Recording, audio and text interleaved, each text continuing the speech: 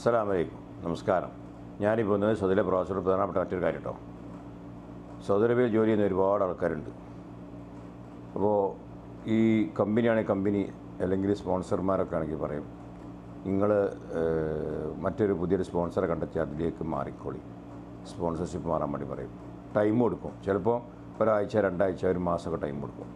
അപ്പോൾ നിങ്ങൾ പുതിയൊരു കമ്പനിയോ മോസസോ കണ്ടെത്തി അതിലേക്ക് മാറാൻ വേണ്ടിയിട്ട് ശ്രമിക്കും. അപ്പോൾ ആ എടുക്കുന്ന കമ്പനിയോ മോസസോ ഉള്ളവർ പറയും, നിങ്ങളെ സ്പോൺസർഷിപ്പ് എടുക്കാമെന്ന് പറഞ്ഞ് നിങ്ങളെ കോൺട്രാക്റ്റൊക്കെ അതിലേക്ക് ചെയ്യും. കോൺട്രാക്റ്റ് ഇത്ര വർഷത്തിനൊക്കെ ചെയ്യും.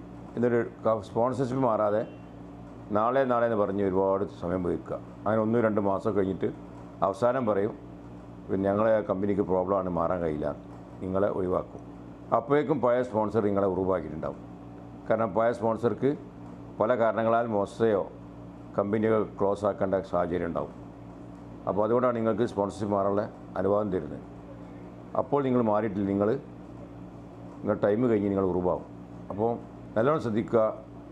പിന്നെ പുതിയ മോസസയിലോ ശരിക്കയിലോ ഒക്കെ മാറുകയാണെങ്കിൽ 1 മാസമൊക്കെ മാറാൻ വേണ്ടി ടൈമൊക്കെ കിട്ടി മതി. അല്ലാതെ കൂടുതൽ 2-3 മാസം വെറുതെ പറഞ്ഞ് ആളുകളെ തെറ്റിദ്ധരിപ്പിച്ച് സമയം വേസ്റ്റാക്കി അവസാനം ഉറവിലേക്ക് നീങ്ങും.